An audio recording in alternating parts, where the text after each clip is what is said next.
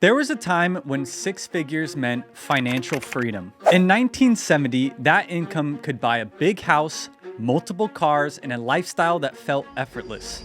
Fast forward to today, and that same salary is getting eaten alive by rent, student loans, and insane car payments. In this video today, we're gonna go decade by decade from 1970 all the way to now to show exactly how far 100K used to go and how the six-figure dream has slowly disappeared. But at what point did six figures turn from affluence to baseline? Here's the question I want you to answer. What year do you think six figures stopped feeling special? Drop the year in the comments, lock in, and let's rewind the economy. The 70s felt slower, simpler, and grounded. One paycheck could cover the basics and still leave room to breathe. 100K back in 1970 was like making $829,000 a year.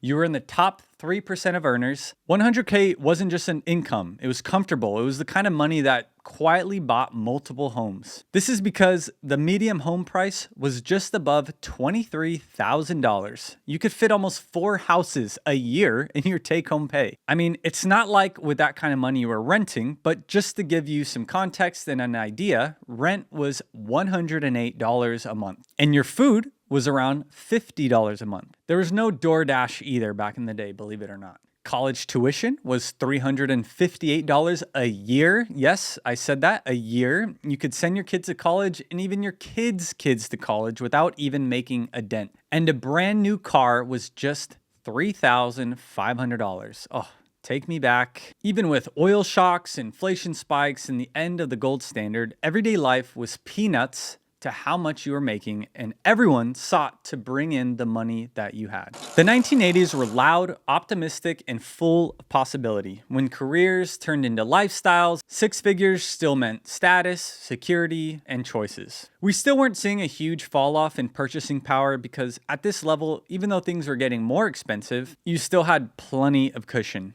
Inflation was insanely high around this time, and prices did spike up significantly. From 1978 to 1981, we saw some of the highest inflation rates on record for Americans. Despite the high inflation, high interest rates in the Volcker era, income stretched far enough that progress felt permanent. 100K felt like making 480 grand a year back then. You were still in the top 5% of income earners, and the median home price moved up quite a bit.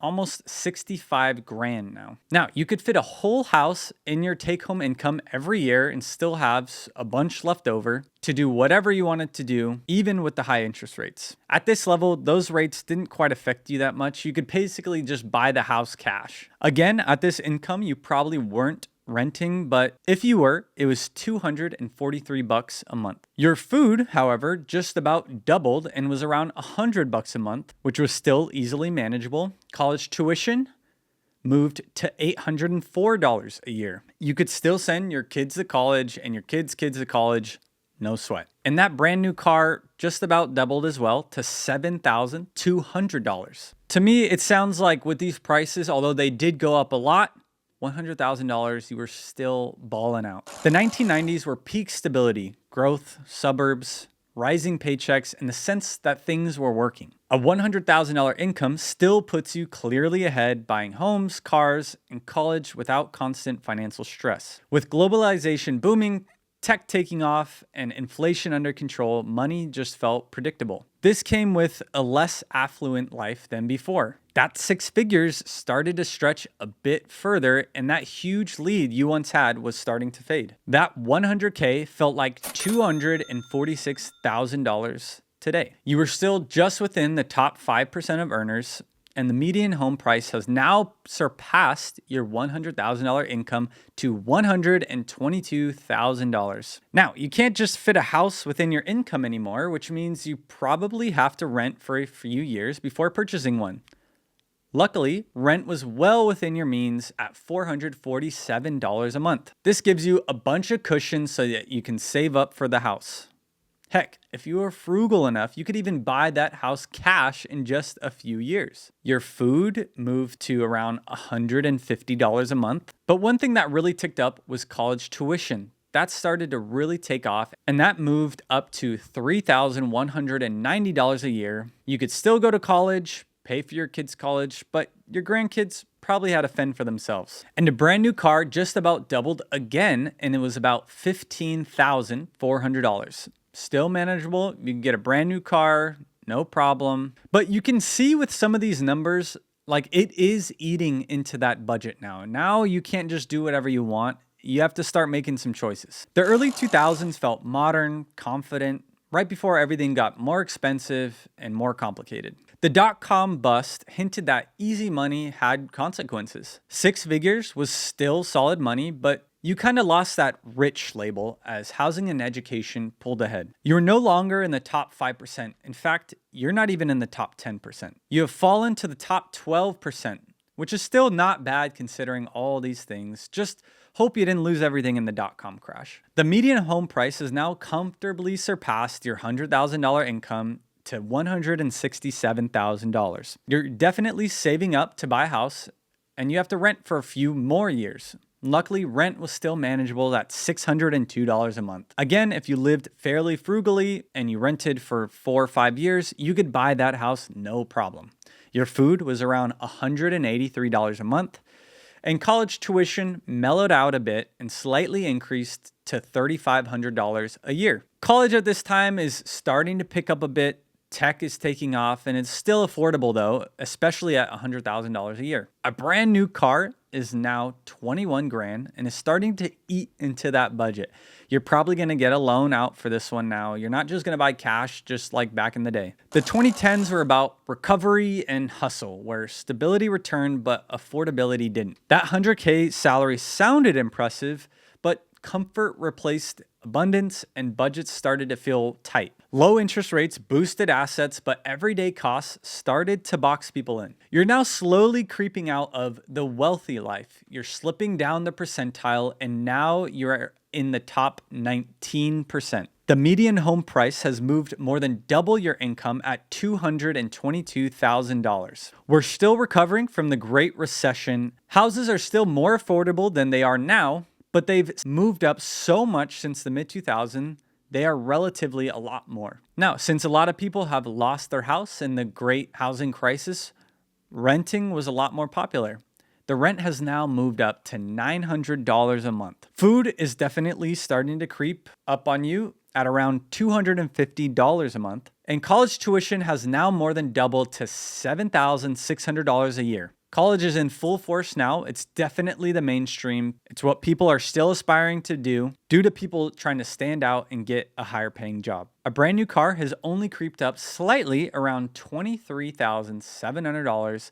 People are still hurting around this time, and the demand for cars was fairly low. The 2020s began with shock, disruption, and a permanent reset on everyday costs. This is where things started to get crazy. Six figures stopped feeling like a milestone and started feeling like a baseline. Stimulus checks, supply chain chaos, and rapid inflation reshaped what normal expenses looked like. You have now slipped more down on the income percentile and now are only in the top 33rd percentile. Your 100K is like having 124K now. Now that interest rates are low and there's a housing frenzy with many turning into bidding wars for buyers. The median home price has now jumped to $328,000.